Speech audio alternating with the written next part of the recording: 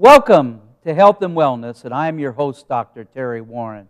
And today we have this incredible show that you're just going to be amazed because it's a subject that we've never really talked about, and actually there's a little bit of mystique to it. But today I have a very special guest, Steve Rodarty. Welcome, Steve. Hello there. Glad to be here. How are you today? I'm doing great. Doing great. Feel great. Glad to be here. Well, you know, one of the things that and Steve will tell you a little bit about, today what we're going to be talking about is martial arts. And there seems to be, you know, Steve comes from a family that grew up generation after generation of martial arts, but also a family of Christians. And some famous people you'll know out there in martial arts that are also Christians would be Chuck Norris, of course, and others. And so one of the things that I'm going to let Steve do a little bit is just introduce himself, tell a little bit about himself, and then we're going to, you know, have a few questions for him. Okay, well, obviously, I'm Steve Rodarty, and I'm glad to be here. Just a little history of myself. My father started with boxing at a young age, and he went into the martial arts. His instructor was Ed Parker. He's one of the first pioneers in American Kempo karate, and my dad's a first-generation black belt under Mr. Ed Parker. He became his vice president of what is called the International Kempo Karate Association, and from then I started my kickboxing career. I went from kickboxing. Actually, I went from karate. I took the International Karate Championships in Long Beach. I had a black belt at a good ripe age of 17, and then I decided to go in boxing or kickboxing, and kickboxing was my choice. And at that time, my father had brought Muay Thai to the United States and was promoting it at the Olympic Auditorium, and that's why I had one of the first Americans to have such an upbringing in Muay Thai. And now I own Elite Pro Boxing and Elite MMA Academy, and it's a great life, and I'm just here to share some of the experiences that I've had. You know, one of the things that seems to be a lot of confusion in the Christian community, and you know, and one of the things we want to do on this show, of course, we want to talk about why this has to do with you know, health and wellness. But one of the things that I want to do is end a lot of the confusion that's out there, because I've talked to Christian parents who have kids that are ADD or hyper or even, you know, having issues with discipline, and I say, why don't you put them in martial arts? And they go, oh, no, that, you know, that has to do with Buddha, and that has to do with all these other religions, and that's not true. But rather than me tell you, I'm going to have Steve tell you, because he's the one that's the expert at it, and he's a Christian, and he'll tell you why it really doesn't have anything to do with the religion. Steve? Sure, and that's a very good question, because I met thousands and thousands of people. I've done what I've done since I was 12, and the question is, do you have to change your religion? Well, when we started teaching Muay Thai, they're in Thailand, it's Buddhism. So when it came to America, it's an art. And I think I mentioned it earlier, it's like coming here and saying, hey, I want to learn, someone from another country comes over here and we teach them baseball, and they have to become a Christian to play baseball. Well, it's that simple. You don't have to change your religion. It has nothing to do with religion. It's all about respect, integrity, and all the things that go along with being in condition with your body, taking care of your body, and understanding your body, and being in self-control. Self-control is learning distance, and distance is one of the things that we teach our children. Even in our martial arts classes, we teach them distance is your best friend. Keep away from someone that's doing something bad. Keep your distance. In any circumstance that may harm you, keep your distance if you don't know what to do. So the answer to your question is, yeah, it's very simple. It has nothing to do with changing your religion into learning the martial arts. Martial arts, the word martial arts, it's very interesting because it does come from way back. It's not even an Asian word. Most people don't know that. It stems back to the Roman word of martial arts. So it's not even a Chinese word or Japanese word. It's an Americanized word. So when you come to bring your kid in, whether they want to learn jiu-jitsu, which is a grappling, we have that at our school. There's no talk of, it's a Brazilian art, Brazilian jiu-jitsu. There's no talk of someone knows they don't have to change their religion. But when it comes more into the other arts, which is more like Muay Thai, because there's real Buddhism in their culture over there. It's a third world country, but most of the fighters from the country are. But it has nothing to do here in America. Here in America, everybody's open to their own beliefs. You know, if you're Christian, we do give you a discount. No, I like to take that. No. We treat everybody the same. Doesn't matter. We have every walk of life at my school, from brain surgeons to race car drivers to every type of religion at my school. So we don't discriminate from anybody's religion. We treat everybody the same. And I think that's what the martial arts represents, is treating people equally. And everybody has their faith. You know, I'm a Christian. Stems back to my family. And we do make sure that there's no cussing in our school, which is one of the main factors that you can teach kids. Because mainly it's about teaching the kids. I have kids I've been teaching since I was a young age that are actually, believe it or not, I'm 52 now, they're bringing in their grandkids to me. I'm really feeling old. I'm really feeling old. But it's been a privilege to me, because when you're an instructor and the kids see the black belt on you, we tell them, the belt doesn't tell you who I am. It tells you who I can become because of the discipline. And that's all. It's just about learning discipline. And when you're teaching martial arts at any school, any capacity, it's they're sharing you the knowledge of learning discipline with yourself, paying attention, all these things that kids need in their lives. And I stem back to kids because my kids' classes, I have pro fighters, that's what you know, boxers that I manage through Elite Pro Management.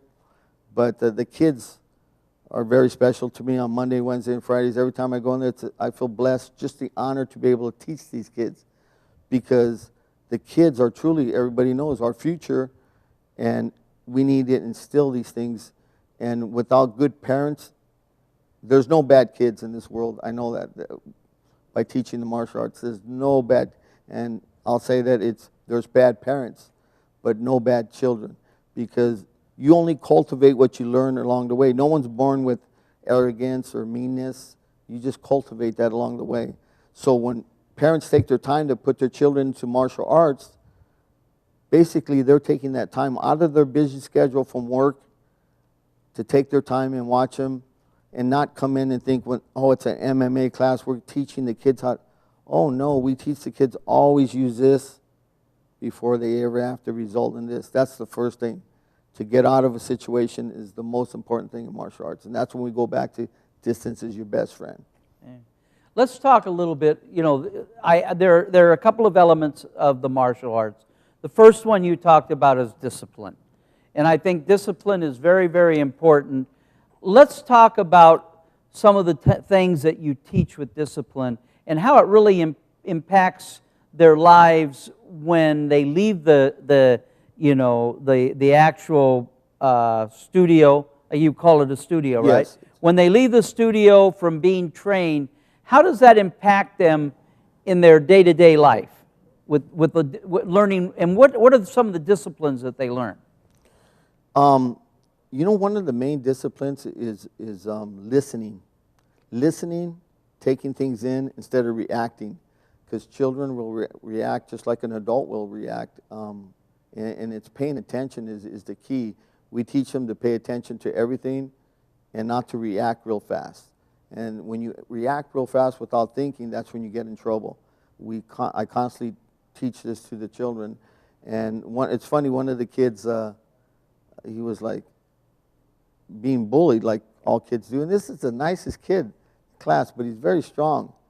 And it's like, wow, what did I do? This kid keeps slapping me in the back of the head at school. Well, did you ask him why is he doing that? No. What did you say? I just looked at him. Well, talking will help. Talking will help. Do it when he doesn't hit you. Walk up to him and say, why do you keep hitting me? Does that make you feel good? There's no reason for it. Well, it turns out he went up to the kid, and the kid looked at him and said, are you kidding me? He goes, no, I'd like to know why you keep hitting me. He goes, I don't know, I just think I can get away with it. Well, could you please stop? He goes, you know what, because you walked up to me and asked me that crazy question, I'm going to stop. The kid came to me with his eyes bulged out telling the story. I wish I could have him right here. But it's just a neat thing when things can be resolved that way. Not everything's resolved that way, actually. But, you know, when you can resolve things by talking, you only learn that by listening. And, you know, when I'm in good company, like you, Terry, I'm in good company. I keep my ears open when you start talking because, you know, I really do appreciate the opportunity of being around you, hearing you, because I learn. Every time you say a lot of things, I've learned from it already for the short time I've known you. But yeah, that's basically, when it comes to teaching, is we like to be called coaches. And I like to be called a coach because how come you don't want to be called a trainer? Well, you train dogs, you coach people in life. You know, and that's what I instill in all of them, that, you know, I'm a coach, just a coach in life, helping people to exceed better in their life and do things better through the martial arts. And it's helped a lot of people. So another area, of course, in the martial arts would be the physical training that they go through.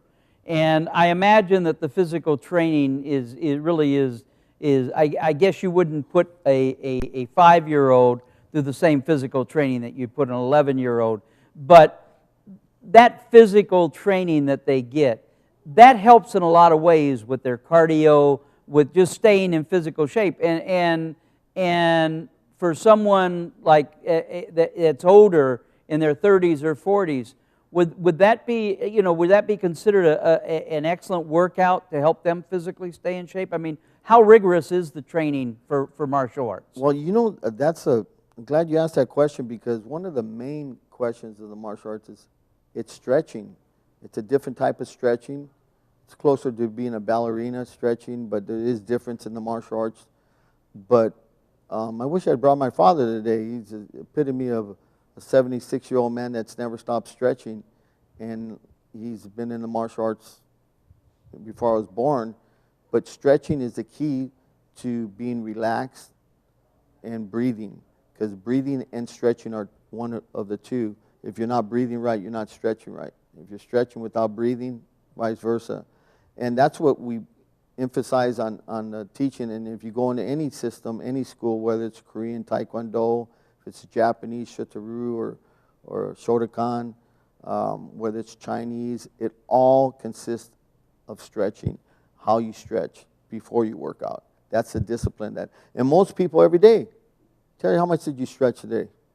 I'm going to get you stretching, okay? I'm going to get you stretching. I will get you stretching. And it's simple. It's just 10 minutes of the easiest stretches. I work with a lot of celebrities. As you know, you see the pictures at my school. And stretching is the key. You know, the key to a lot of things. But how vigorous is the actual, when they're in the middle of doing, I guess you don't do, I don't call it combat, but as they're having confrontation with one another, or in competition, for example, because you train these young people up and then they go and compete for belts, and they have tournaments and stuff. I mean, how tough is that? Well, I'm not going to, it's to the level you want to go. When you want to go into an amateur or professionally, that's a different. An amateur and a professional are the same. I'm around both of them a lot. I'm around world champions every day. I'm around the amateurs that want to succeed in being an amateur champion. The only difference is an amateur and a pro, besides getting paid, is that one will overtrain more than the other. The professional knows how to peak himself out and not to overtrain. This is what we help people and coach them to do, not to overtrain themselves. Because, you know, you don't want to be able to wake up the next day and not get out of bed. And, you know, not to knock a lot of exercises, CrossFit or all these other stuff that are coming along these days, but a lot of things are happening where people are just overworking themselves because they're not being watched completely. And you need to be watched completely especially when you first start working out. You start gradually. It's like anything, to see where you're at. Your level is different than my level. You know, everybody finds their level and just works with it. So you can't expect to come into a martial arts school and come out like Chuck Norris in 2 weeks. And that's not the whole point of it. But it takes time.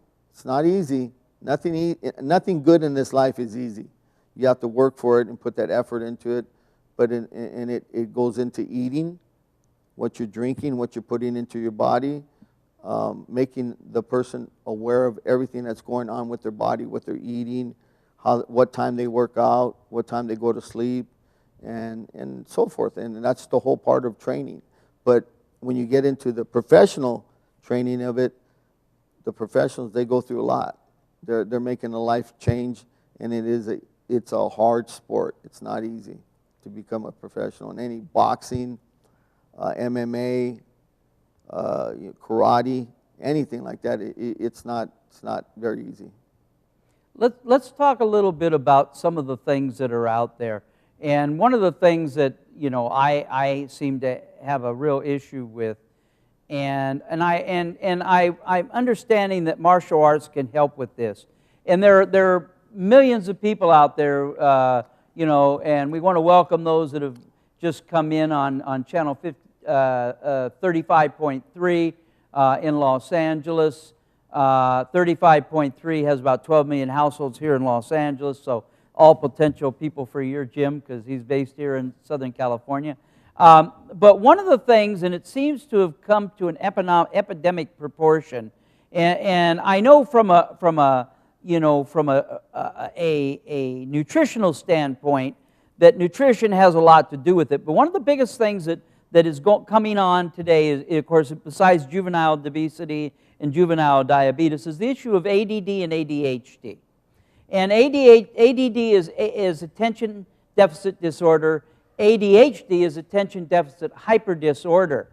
But and I had a son with this, so believe me, if anybody understands this, I do.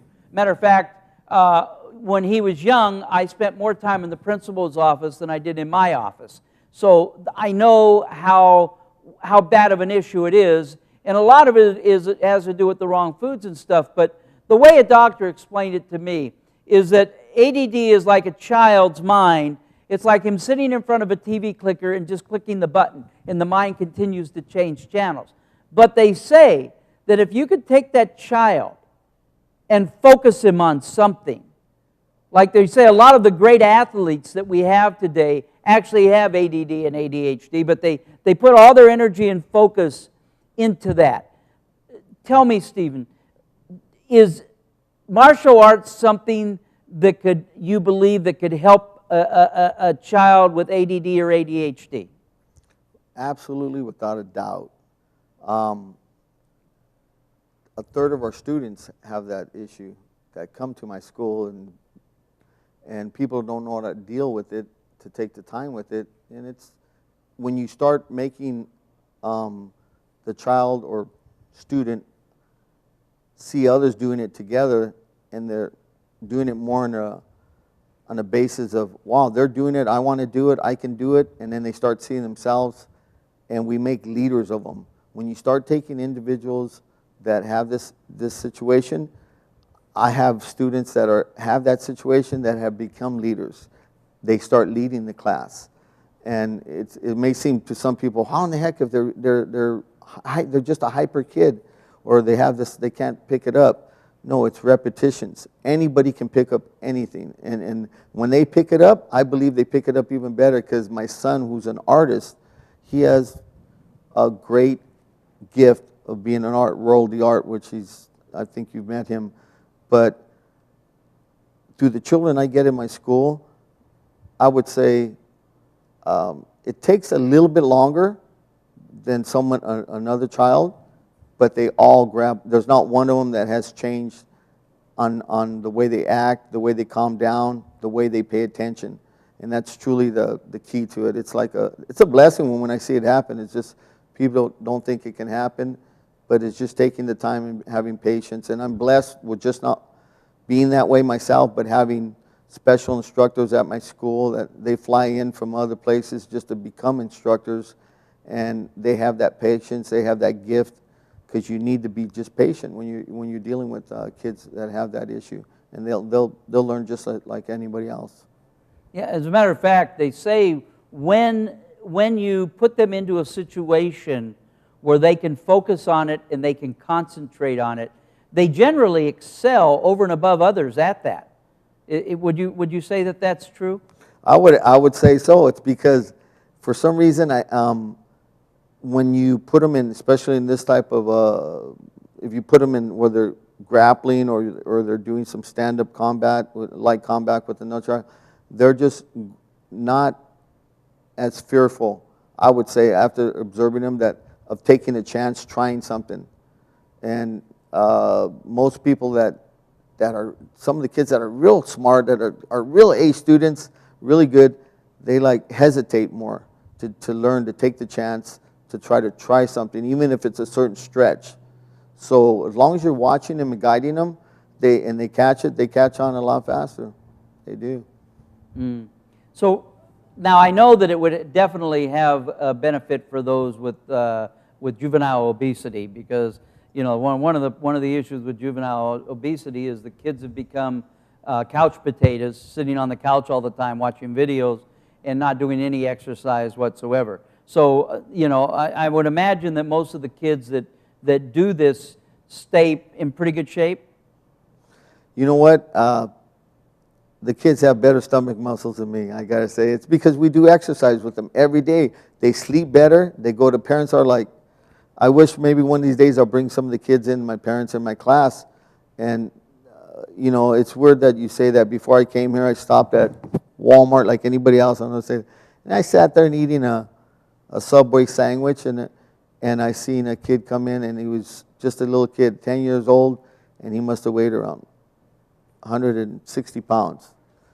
Put down my sandwich, walked up to the dad, and I said, hey, here's the card. And I don't do it in a rude way, but when I see young kids at that level that are just heavy in eating, not doing exercise, and sometimes they may have other troubles within them, but I talk to hey, I have a gym, why don't you bring, I can't, I lost my job. And there's one thing I'm proud to say, at my gym, we never turn away anybody. If you cannot afford, don't worry about it, come on in, because we can make a difference in a child's life, especially when it comes to being overweight. I can honestly say there's only one little overweight kid, and he's already dropped weight just by being in the class. And I love this kid. I don't want to mention his name, but boy, he's dropped weight, and we've had adults drop weight, and that is a big factor. It's just a stress-relieving thing, but it also has to do with your weight level, controlling your weight level by working out. Working out is very a key thing. I wish every school would do more on emphasizing some type of martial arts training in their school, because even if it's a Tai Chi, whatever it is, it's very beneficial to kids and adults. So that's interesting. What about because we were talking the other day, and you were talking about how the martial arts can reduce stress. And again, we're not saying from a medical perspective that that we can eliminate this or eliminate that, but there are things that will naturally help to change the attitude of people. What about a kid that is like depressed, feels like they're unimportant, feels like they don't fit in, And what you said is very, very powerful, because I think a lot of parents, their hesitancy to, because of the economy and their people just getting by, is, can I take my child to a place like this because of the cost? But we got about 5 minutes left.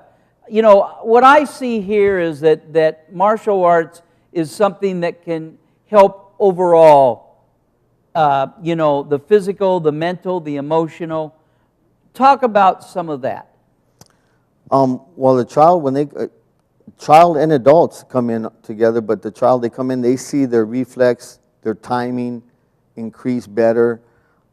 If there's one thing I could do in this world, if I had some type, I would step on every Xbox and every PlayStation in the world and have the half the time that the kids spend on that, come in and do some type of physical activity and encourage them to do that, because it's the key to their well-being as they grow older, because you have to instill that in them at a young age. If they don't, by the time they reach 12 and 13 and they're still on that Xbox or PlayStation, I don't mean to say, but they spend too much time on that.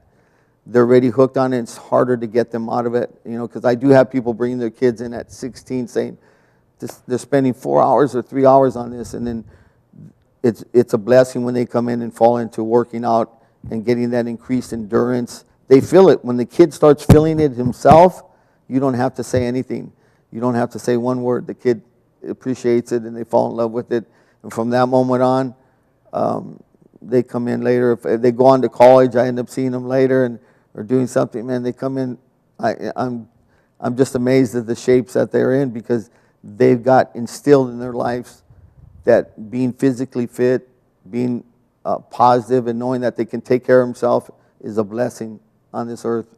Well, you know, the Bible says that our body is a temple and we're to be good stewards of it.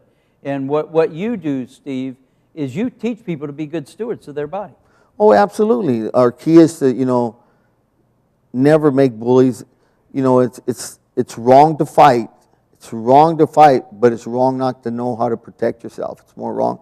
You have to protect yourself. Learn how to have that. If something happens to you, have that confidence on decision making and your body. Let's put it this way: if you're overweight, you can't run very fast out of danger.